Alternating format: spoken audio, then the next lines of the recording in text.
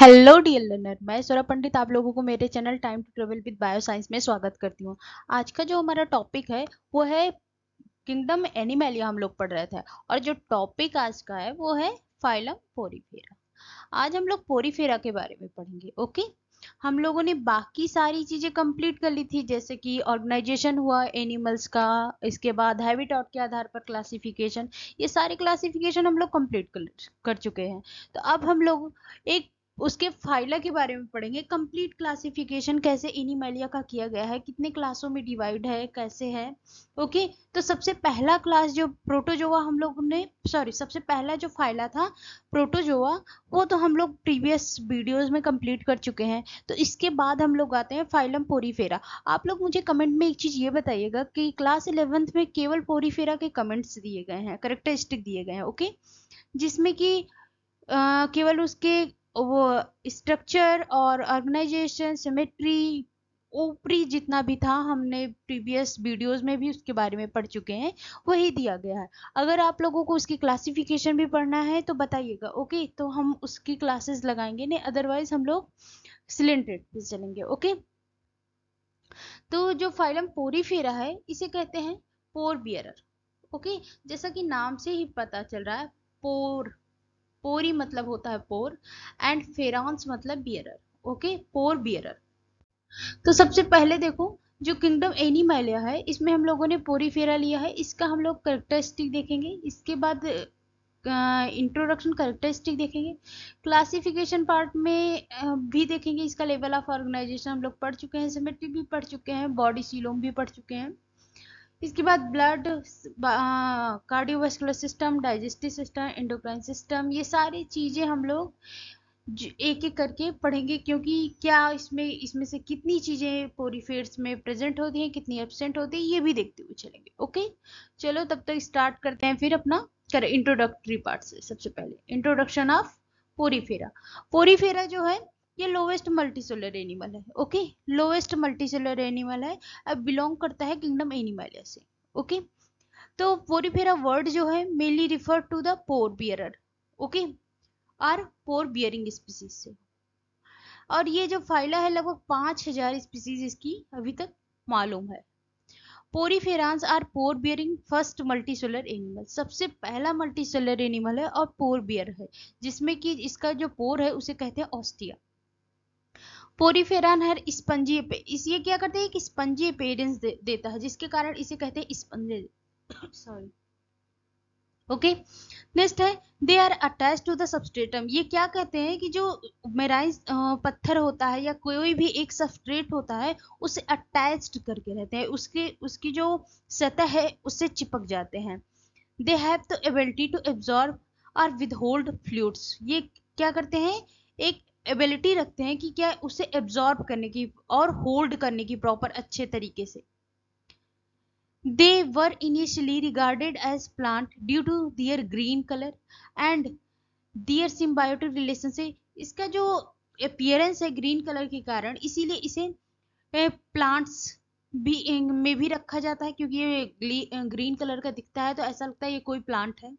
और इस कारण भी क्योंकि ये एल्गी के साथ सिम्बायोटिक रिलेशनशिप शो करता है। कुछ जैसे कोरल्स हो गए, और एक और है जिसे कहते हैं सी एनिमोन्स। ये सारे क्या करते हैं, एल्गी के साथ सिम्बायोटिक रिलेशनशिप शो करते हैं। ओके, दूसरा हमारा नेक्स्ट है later their life cycle and feeding system were discovered and were include to the animal kingdom.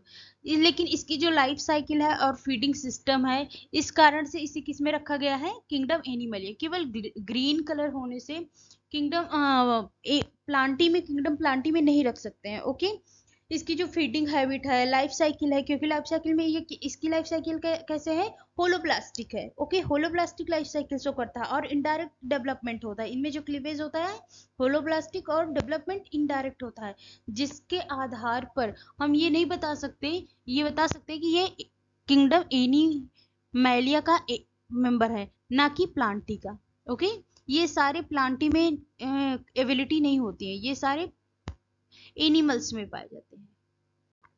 चलो स्टार्ट करते हैं इसका characteristic part. Characteristic of phylum Porifera. Phylum Porifera, some of the important characteristics of the phylum Porifera mentioned below. Okay. सबसे number 1, पोरीफेरॉन्स are loosely organise. ये कैसे होते हैं? Loosely organise. इसमें सेल्स जो होती हैं लूजली ऑर्गेनाइज्ड होती हैं ऐसे। ओके, ये लूजली ऑर्गेनाइज्ड होते हैं। They are mostly found in marine animal. ये ज्यादातर मैराइन होते हैं, कुछ ही इसमें फ्रेश वाटर में सर्वाइव करते हैं। They are mostly asymmetrical. ये ज्यादातर एसिमेट्रिकल होते हैं। हम लोगों ने सिमेट्री पढ़ी थी तो उसमें ज्यादातर एसिमेट्रिकल थे, लेकिन कुछ शो करते हैं रेडियल सिमेट्री को शो करते हैं। Okay, they are their body were usually cylindrical. इनकी बॉडी क्या होती है? ज्यादातर सिलेंड्रिकल होती है। दे हैव नो ऑर्गन इनकी बॉडी में कोई भी ऑर्गन सिस्टम मतलब ऑर्गन लेवल ऑफ ऑर्गेनाइजेशन बिल्कुल नहीं पाया जाता। इसमें किस तरीके का ऑर्गेनाइजेशन पाया जाता है? सेलुलर लेवल का। ओके, सेलुलर लेवल का ऑर्गेनाइजेशन पाया जाता है, सेल लेवल का। इसमें एक सेल पाई जाती है जिसे कहते हैं स्क्लेरोब्लास्ट, सिक्रीट करती है स्पिक्यूल्स। ओके, जो कि while spongin fiber are secreted by spongioblast. और जबकि जो स्पंजिन फाइबर होता है किससे सिक्रेट होता है? स्पंजोब्लास्ट। जो स्क्लेरोब्लास्ट होता है सिक्रेट करता है स्पिक्यूल्स। ओके, और जो स्पंजिन फाइबर होता है वो किसके थ्रू सिक्रेट होता है? स्पंजियोब्लास्ट के थ्रू। स्पिक्यूल्स एक ऐसे जिसे कांटेनुमा संरचना होती है। ओके, और फाइब्रिन ब्लास्ट स्पंजिन फाइबर एक फाइबर नुमा ऐसे बनता है, जाल के नुमा। Okay, they have cellular level of body organization. इनमें जो ऑर्गेनाइजेशन होता है वो सेलुलर लेवल का होता है। नंबर 7 पे आ जाते हैं। स्पंजेस हैव वाटर ट्रांसपोर्ट और कैनाल सिस्टम। इसमें एक तरीके का देख सकते हैं आप कैनाल सिस्टम देखने को, पिक्चर अगर ध्यान से देखा जाए तो कैनाल सिस्टम देखने को मिलता है, जिसमें कि ऑस्ट्रिया दिख रहा होगा जो कि कैसा काम करता है? एक्सकरेंट का, वाटर इस बाहर निकालने का। ओके, गो आउट करता है वाटर को। और ऑस्ट्रिया देख रहे हो जो कि इनकरेंट पोर होता है, जो कि वाटर को कहाँ लेता है? अंदर की तरफ लेता है। ओके, इसमें सेल्स भी दिखाई गई हैं, अमीबोसिस्ट सेल पाई गई हैं। इसके बाद कॉइनर साइट्स पाई जाती है जिसे कॉलर सेल भी कहते हैं। ऑस्टियम पाया जाता है जो कि इनकरेंट पोर होती है, जगह जगह पे पाई जाती है। पोरोसिस्ट पाया जाता है, पोर सेल्स। ओके, मीजोफिल्स पाई जाती हैं। स्पंजोसील कैविटी आप देखने को मिल रही होगी, ये बीच वाली कैविटी जो है खाली, इसी को स्पंजोसील कैविटी कहते हैं, जहाँ पे ऑस्टियम होता है और पैरागास्टर होता है। ओके, स्पिक्यूल्स अभी मैंने बताया, ये रहा स्पिक्यूल्स, ये जो दिख रहा है आपको। ओके, पिनोसाइट्स जिसे इपिडर्मल सेल भी कहते हैं यहाँ पे होती है। ओके, पिक्चर आप लोगों को अच्छे से पता चल गया होता है। आगे बढ़ते हैं। The body comprises numerous port known as ostia and osculum. Okay, इसमें बहुत सारे पोर्ट्स पाए जाते हैं, जिनमें से कुछ है ऑस्टिया और ऑस्कुलम एक है। Water enter through the ostia, water जो एंट्री होती है अभी मैंने इनकरेंट किसके थ्रू होता है? ऑस्टियम के थ्रू या ऑस्टिया के थ्रू। लेकिन वाटर गो आउट या एक्सकरेंट किसके थ्रू होता है? ऑस्कुलम के through. The centre cavity is called as spongocele cavity. Okay, spongocele or atrium which open to the outside of the osculum, जो कि कहाँ पे ओपन दिखाई दे रही है? ऑस्कुलम के थ्रू ओपन दिखाई देती है। कौन सी cavity? Spongocoel cavity. Okay, they reproduce asexually. ये कैसे रिप्रोड्यूस करता है? Asexually by budding. बडिंग के थ्रू क्या होता है? ये देख रहे हैं, इसके बगल में एक छोटा सा निकला है, इसी को ही कहते हैं बडिंग के थ्रू। और फ्रेगमेंटेशन या यही डिवाइड हो जाता है। ओके, डिवाइड हो जाता है। इसका जो न्यूट्रिशन होता है होलोजोइक होता है। होलोजोइक न्यूट्रिशन किसे कहते हैं? होलोजोइक न्यूट्रिशन उसे कहते हैं जैसे कि कोई भी ऑर्गेनिक सब्सटेंस हुआ या कोई भी सॉलिड पार्टिकल हुआ, जब इसमें सॉलिड पार्टिकल जब इसमें एंट्री करता है, मतलब ये निगल लेता है सॉलिड पार्टिकल को डायरेक्ट। ओके, इसके बाद इसके शरीर के अंदर जो होता है वो डाइजेशन, एब्जॉर्प्शन और एसिमिलेशन जो प्रोसेस होती है, मतलब पाचन और शोषण और सौंगीकरण की प्रक्रिया जो होती है इसकी बॉडी में होती है। ओके, उसी टाइप के न्यूट्रिशन को क्या कहते हैं? Holozoic nutrition. Okay, they have numerous cells, sensory cells. ये बहुत सारी सेंसरी सेल्स रखते हैं, but are devoid of specific nervous system. लेकिन इसमें जो एक स्पेसिफिक नर्वस सिस्टम होता है वो एब्सेंट होता है। They have the power to regenerate the last part. इनमें पावर होती है, रीजनरेशन की पावर होती है। ये क्या करते हैं, अगर इनको काट दिया जाए तो ये क्या करते हैं, रीजनरेट कर जाते हैं। Okay, they the development indirect, इनमें डेवलपमेंट क्या होता है, इनडायरेक्ट होता है। इनडायरेक्ट का मतलब क्या होता है, प्रेजेंट्स ऑफ लार्वल स्टेज।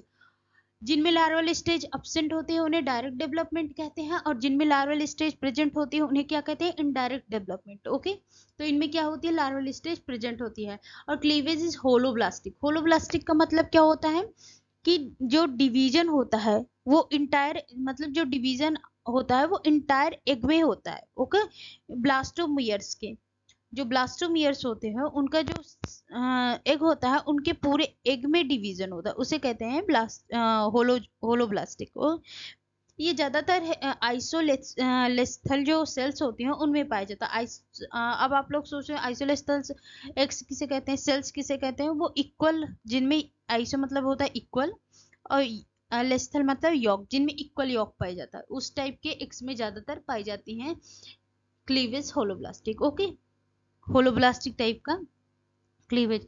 और इनमें जो एक्सचेंज ऑफ रिस्पायरेटरी गैसेस, इसमें गैसेस क्या होती है, एक्सचेंज ऑफ रिस्पायरेटरी गैसेस, इसमें गैसों का आदान प्रदान होता है। ओके, जब वाटर करंट इसके थ्रू एंट्री करती है तभी ये रिस्पायर करता है, ऑक्सीजन लेता है, देन CO2 क्या होता है, इसी वाटर इस करंट के थ्रू निकाल देता है।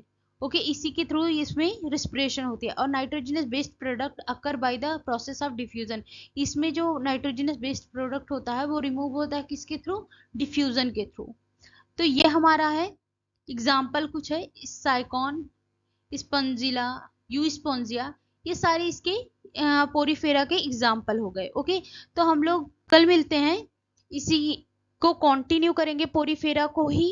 अगर आप लोगों को इसका, हम लोग कल क्लासिफिकेशन पार्ट कवर करेंगे, इसके बाद फिर कुछ इम्पोर्टेंस, इकोनॉमिक इम्पोर्टेंस पोरीफेर्स के बारे में, इसके बाद फिर MCQ पार्ट पे जाएंगे पोरीफेरा के। ओके, तो हम एक 1 बाय 1 स्टेप कवर करेंगे ताकि अच्छे से कंप्लीट, आपको पता याद रहे और कंप्लीट होता चले चैप्टर। तो अगर आप लोगों को वीडियोस पसंद आ रहे प्लीज मेरे चैनल को लाइक करें, सब्सक्राइब करें और बेल आइकन दबाना बिल्कुल ना भूलें। तब तक के लिए bye bye, thank you for watching.